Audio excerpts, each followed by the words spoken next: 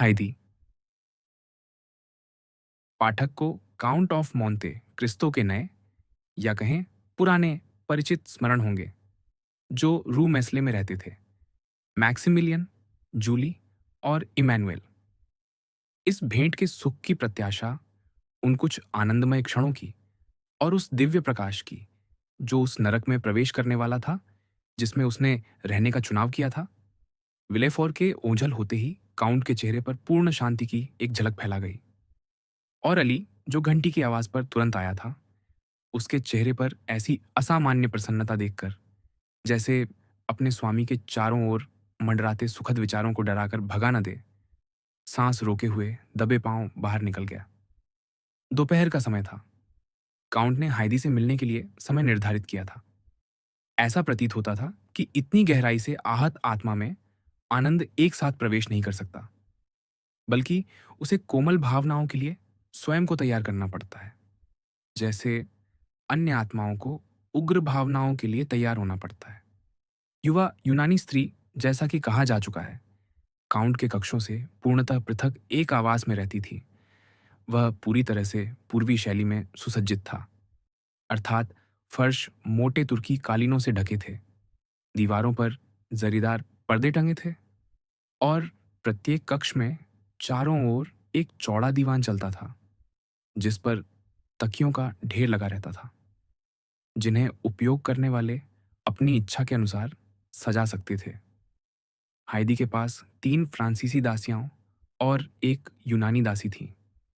तीनों फ्रांसीसी स्त्रियां बाहरी कक्ष में रहती थीं, एक छोटी सोने की घंटी की ध्वनि पर तत्पर, और रोमाइक दासी के आदेशों का पालन करने को तैयार रहती थीं, जो इतनी फ्रांसीसी जानती थी कि अपनी स्वामिनी की इच्छाएं उन तक पहुंचा सके, और जिन्हें मोंते क्रिस्तो ने यह निर्देश दिया था कि वे हाइदी के साथ वैसा ही सम्मानपूर्ण व्यवहार करें जैसा किसी रानी के साथ किया जाता है।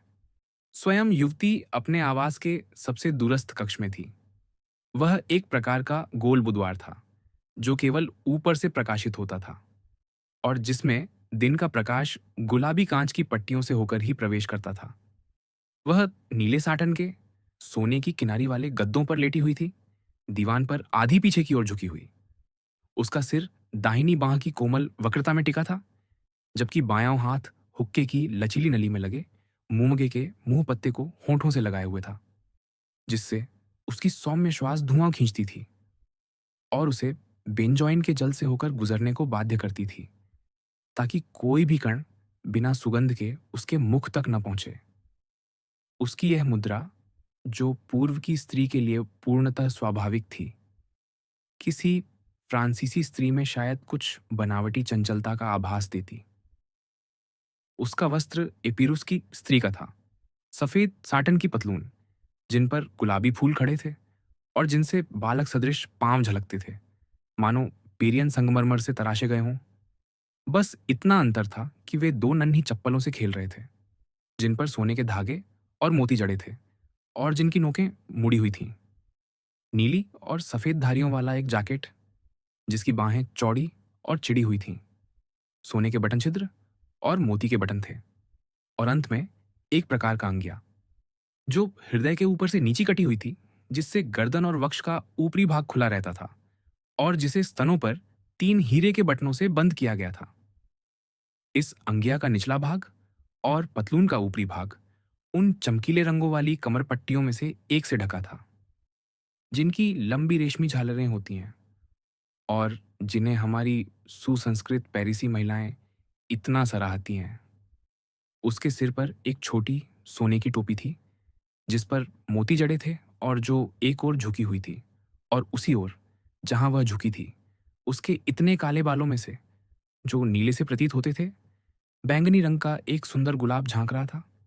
उसके चेहरे की सुंदरता यूनानी सौंदर्य का पूर्ण आदर्श थी। घने काले नेत्र, सीधी नासिका, मूंगे जैसे होंठ और मोती से श्वेत दांत। इसके अतिरिक्त इस समूचे आकर्षण पर यौवन का पुष्प अपनी समस्त दीप्ति और मधुरता के साथ खिला हुआ था। हाइदी की आयु 19 या 20 वर्ष के लगभग रही होगी।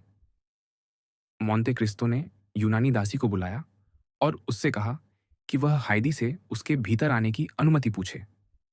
उत्तर में हाइदी ने केवल दासी को द्वार पर टंगे पर्दे को उठाने का संकेत किया, जिसका चौकोर फ्रेम दीवान पर बैठी युवती को एक रमणीय चित्र की भांति घेर रहा था। मोंते क्रिस्तो कक्ष में प्रविष्ट हुआ। हाइदी हुक्के की ओर वाली कोहनी पर उठी और काउंट को अपना हाथ दिया, मुस्कुराकर उसका अभिवादन किया और स्पार्टा तथा एथेंस की पुत्रियों की गूंजती भाषा में पूछा, आप भीतर आने की अनुमति क्यों मांगते हैं? क्या आप मेरे स्वामी नहीं हैं? और क्या मैं आपकी दासी नहीं हूं? मोंते क्रिस्तो भी मुस्कुराया और बोला, तुम जानती हो हाइदी, आप हमेशा की तरह मुझे तुम क्यों नहीं कहते? युवती ने बीच में टोका, क्या मैंने कुछ गलत किया है? यदि ऐसा है तो मुझे दंड मिलना चाहिए, पर मुझे आप मत कहिए। हाइदी, काउंट ने आत्मीय संबोधन में लौटते हुए कहा, तुम जानती हो कि हम फ्रांस में हैं और इसलिए तुम स्वतंत्र हो। स्वतंत्र किस बात के लिए? मुझसे दूर जाने के लिए। आपसे दूर जाऊं? मैं आपसे दूर क्यों जाऊं? मुझे क्या पता, हम लोगों से मिलने वाले हैं। मुझे किसी से नहीं मिलना। और जिन सुंदर युवकों से तुम मिलोगी, उनमें संभव है कोई ऐसा हो जिसे तुम पसंद कर लो। मैं इतना अन्यायी नहीं हो सकता कि मैंने आपसे अधिक सुंदर कोई पुरुष नहीं देखा और अपने पिता और आपके सिवा किसी पुरुष से प्रेम नहीं किया। बेचारी बच्ची, मोंते क्रिस्तो ने कहा, यह इसलिए है कि तुमने अब तक केवल अपने पिता से और मुझसे ही बात की है। मुझे किसी और से बात करने की क्या आवश्यकता है? मेरे पिता मुझे मेरी प्यारी कहते थे, आप मुझे मेरा प्रेम कहते हैं और आप दोनों मुझे मेरी बच्ची कहते हैं। क्या तुम्हें अपने पिता की स्मृति है, हाइदी? युवती मुस्कुराई और उसने अपना हाथ आंखों और हृदय पर रखा। वह यहाँ है। और यहाँ, उसने कहा। और मैं कहाँ हूं? मोंते क्रिस्तो ने मुस्कुराते हुए पूछा। आप सर्वत्र हैं। उसने हाइदी का हाथ चूमने के लिए लिया, पर निष्कलंक युवती ने उसे खींच लिया और अपना ललाट आगे कर दिया। अब हाइदी, उसने कहा, तुम जानती हो कि तुम स्वतंत्र हो, अपनी स्वामिनी स्वयं हो, रानी हो। तुम अपनी देशी वेशभूषा रख सकती हो या अपनी इच्छा से बदल सकती हो। जब चाहो यहां रह सकती हो और जब चाहो बाहर जा सकती हो। तुम्हारे लिए सदैव एक गाड़ी जुती हुई और तैयार रहेगी। अली और मृतो तुम्हारे साथ हर जगह जाएंगे और तुम्हारे आदेशों में रहेंगे। मैं केवल एक बात चाहता हूं। बताइए। अपने जन्म का रहस्य बनाए रखना और अपने अतीत के विषय में एक शब्द भी न कहना। किसी भी समय न अपने प्रतिष्ठित पिता का नाम लेना और न अपनी अभागी माता का। मेरे स्वामी, मैं आपको पहले ही कह चुकी हूं, मैं किसी से नहीं मिलूंगी। मेरी बात सुनो हाइदी, पेरिस में इस प्रकार का पूर्वीय एकांत संभव न भी हो। इन उत्तरी देशों के जीवन को समझना सीखती रहो, जैसे तुमने रोम, फ्लोरेंस, मिलान और मैड्रिड में किया था। यह तुम्हारे लिए सदा उपयोगी रहेगा, चाहे तुम यहां रहो या पूर्व लौट जाओ। युवती ने अपनी बड़ी नम आंखों से काउंट की ओर देखा और पूछा, यदि हम पूर्व लौटें तो आपका ही तो अभिप्राय है, मेरे स्वामी। हाँ बच्ची, मोंते क्रिस्तो ने कहा, तुम भली भांति जानती हो कि तुम्हें छोड़ने वाला मैं कभी नहीं होऊंगा। वृक्ष फूल को नहीं छोड़ता, फूल ही वृक्ष को छोड़ता है। और मैं आपको कभी नहीं छोड़ूंगी, मेरे स्वामी, हाइदी ने कहा, क्योंकि मुझे विश्वास है कि मैं आपके बिना जीवित नहीं रह सकती। बेचारी बच्ची, 10 वर्षों में मैं वृद्ध हो जाऊंगा और 10 वर्षों में तुम अब भी युवा रहोगी। मेरे पिता की लंबी श्वेत दाढ़ी थी, फिर भी उससे मेरा प्रेम कम नहीं हुआ। मेरे पिता 60 वर्ष के थे और वे मुझे उन सभी युवकों से अधिक सुंदर प्रतीत होते थे जिन्हें मैंने देखा। पर बताओ, क्या तुम्हें यहाँ रहना अच्छा लग सकता है? क्या मैं आपको देखूंगी प्रतिदिन? तो फिर मेरे स्वामी, आप मुझसे यह क्यों पूछ रहे हैं?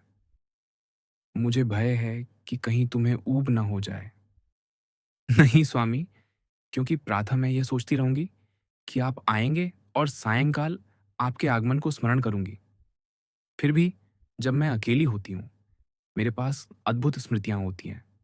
मैं विशाल दृश्य और व्यापक क्षितिज देखती हूँ, जिनके दूर क्षितिज पर पिंडस और ओलिम्पस होते हैं। तब मेरे हृदय में 3 भाव होते हैं, जिनसे कोई कभी ऊब नहीं सकता: विषाद, प्रेम और कृतज्ञता। तुम एपीरुस की योग्य पुत्री हो, हाइदी, सुकुमार, काव्यात्मक। स्पष्ट है कि तुम उस देवियों के वंश से उत्पन्न हो जिसे तुम्हारे देश ने जन्म दिया। इसलिए निश्चिंत रहो मेरी बच्ची। मैं ये सुनिश्चित करूंगा कि तुम्हारा यौवन व्यर्थ न जाए, क्योंकि यदि तुम मुझे अपने पिता की भांति प्रेम करती हो, तो मैं तुम्हें अपनी संतान की भांति प्रेम करता हूँ। आप भूल कर रहे हैं स्वामी। मैंने अपने पिता से वैसा प्रेम नहीं किया जैसा आपसे करती हूँ। आपके प्रति मेरा प्रेम भिन्न प्रकार का है। मेरे पिता मर चुके हैं और मैं जीवित हूँ।